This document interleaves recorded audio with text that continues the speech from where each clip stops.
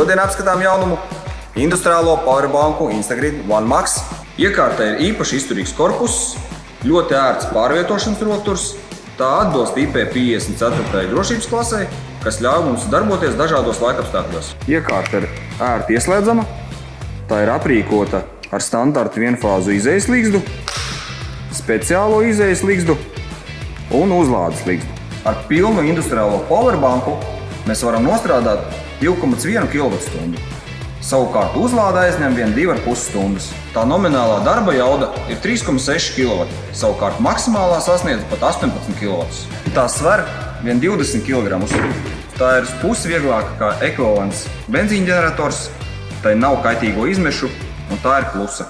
Ar pilnībā uzlādātu Instagridu mēs varam metināt līdz 89 elektrodiem, vai saskaldīt 7,5 tonnas betona, vai izurt 32 caurumus 150 kroņurgu diametru, vai darbināt gaismas mastu 600 vatīgu līdz 3,5 stundām.